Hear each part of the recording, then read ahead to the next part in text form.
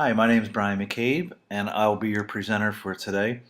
Welcome to the May 17th, 2015 workshop titled Educating English Language Learners. I truly hope you enjoy the presentation. Please raise your hand along the way and ask any questions that you may have. I sincerely hope that you take something positive and useful out of my presentation today. My potential audience will be all the administrative, professional, and support staff who interact with students at my school. With that in mind, I have 4 objectives that you can focus on for today. First is to build awareness of the academic, behavioral, social, and emotional issues that we face when educating English language learners. The second objective is to empower teachers to create a safe learning environment which is conducive to the education of all students, especially those students speaking a language other than English. My third objective is to provide equal learning opportunities for English language learners so that they can reach their full academic potential. The fourth and most important objective is for people to shift their multicultural center within the scope of ELL students. So, you may be wondering, why do I need to learn about teaching English language learners? You may be thinking, isn't that what an ESL teacher is for? Some of you may not teach any students who don't speak English. Some of you may currently teach ELL students or have taught them in the past. Either way, the percentage of students in the United States who were English language learners in 2011 to 2012 school year was 9.1%. 8 out of 10 states, as you can see in the map, they're the dark blue states, they had numbers that were 10% or higher. The state with the biggest percentage of English language learner students was California, with a whopping 23% of students being classified as ELL. That means it's 1 out of every 4 students in California. Granted, the numbers back here in Pennsylvania are only 2.7%. The numbers are steadily on the rise, and you can expect to see more ELLs in your classroom soon. Besides the fact of raw numbers, being prepared to teach ELL students is morally and ethically the right thing to do. Whether or not a student is in the country legally or illegally, whether they want to be in the United States or they don't want to be, whether or not you agree or disagree with having to teach English language learners when you signed up to be a math, social studies, or science teacher, all of that is irrelevant once an English language learner steps foot into your classroom. You are now responsible, and every child deserves a good education. The fact remains that the student is in your classroom. He or she is a child, and the child needs the skills to learn the skills, concepts, and content necessary to be a successful member of society. Oftentimes, ELLs are forced to take a standardized test in a language that they don't even understand the basics of. In fact, they may take a test which counts against your teaching evaluation.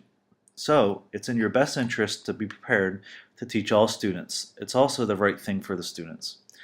Isn't that what we all signed up for anyway, to help students?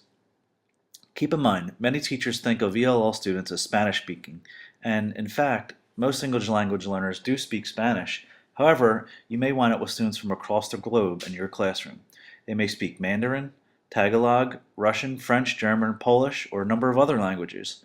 In my own personal experiences, I had a student from Georgia, the country Georgia, not the state, who spoke the language of Georgian. Before this student arrived in my classroom, I hadn't even heard of the Georgian language.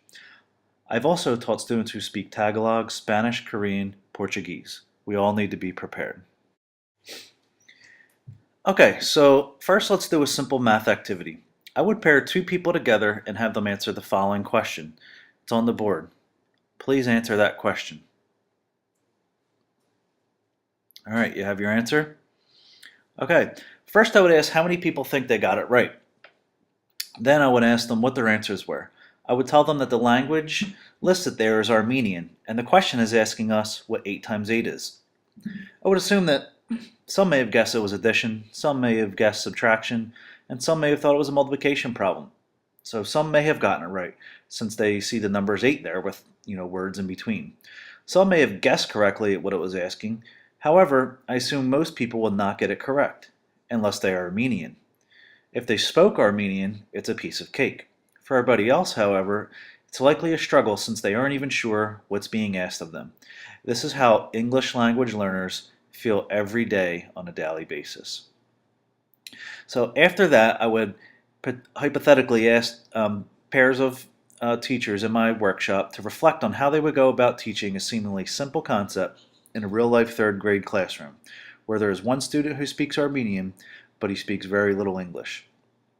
Focus questions for the activity would be which strategies would work for the student and which strategies would not work for the student. And then I would say, how would you assess this student who's Armenian on this type of activity? We as teachers need to be creative with determining students' needs. We also need to recognize that not all students can benefit from the same interventions. With that said, however, here's a list of common strategies that we can use for ELLs. Some of the SDIs in this list are universal best practices that will benefit all students. With a math activity like above, it may be helpful to use picture clues or manipulatives to help the student recognize what's being asked. For example, you can use counters to introduce multiplication, or use an X above the word multiplication, so that in the future, the student can associate multiplication with the math operation. Next one is pre-teaching of vocabulary. This is very important. Critical vocabulary helps students build the background knowledge that they are usually lacking.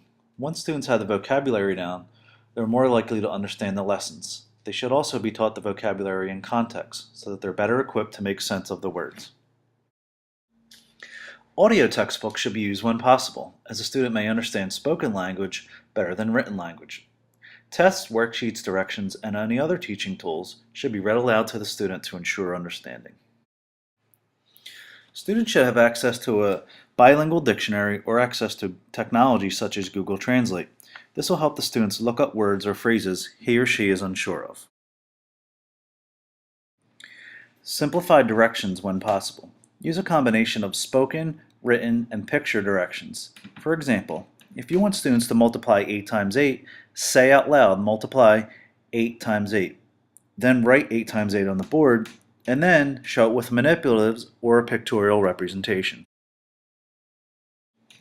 Provide the opportunity for students to respond verbally. English language learners typically can speak better than they can write or read English, so read alouds definitely help these students. On assessments, you'll likely need to offer extended time, give multiple choice options, or even give an alternative assessment depending on the needs of each individual student. You'll want to use the ESL teacher as a resource when possible. You'll want to provide reading materials at the student's instructional level. This is very important. For writing assignments, students should be provided assignments with which they have background knowledge, and they should also be provided a word processor to assist with spelling, grammar, and syntax. These are just some of the basics that all teachers could use in their classrooms. Keep in mind, every student is different and every student will respond to different interventions in a different way. ELL students are classified in 4 ways: beginner, intermediate, advanced, or high advanced. They're classified according to how well they're able to listen, speak, read, and write. For example, a beginning listener can struggle to understand short conversations even when the people and the context in which they find themselves in are familiar. An intermediate listener may understand short conversations if they're familiar with the context. When they're unfamiliar with the person or context, they need significant support to understand the situation. So you can see the differences going from a beginning listener to an intermediate listener. To go to an advanced listener, these students may understand longer directions and some unfamiliar topics, but they may require visual and/or verbal cues to fully understand the situation. And at the highest level is what we call an advanced high listener. They can understand grade level situations while needing minimal supports to do so. An advanced high listener may require some support for complex academic topics. Please take a minute and browse through the following website to get a sense of the various types of English language learner students you may come across in your classroom. When you're done browsing the website, discuss with your partner any experiences with students falling into the various categories that you may have. Okay, so consider the following scenario. Your principal comes to you at the end of the day on a Friday to tell you that you have a new student named Agabek coming to your 7th grade classroom on Monday. He's from Azerbaijan. He speaks Northern Azerbaijani. You've never heard of the country nor the language. You ask the guidance counselor about the situation, and she says he was a very bright student in his country. He received all A's and B's. You wonder how to prepare all weekend and wonder what the student will be like. On Monday morning, you say, "How are you?" to the student. He nods his head but shrugs his shoulders and seems confused. The kids laugh at you and at the student as they notice. You will need a plan. You show him where his desk will be and where he can put his book bag and his coat. You introduce him to the kids and they seem to welcome him. He points at the door and says something in another language. You think he means the bathroom, but you're not quite sure. You have John, a friendly student, show him the way to the bathroom. In first period, you have to teach subject-verb agreement, and you wonder what to do about abegek.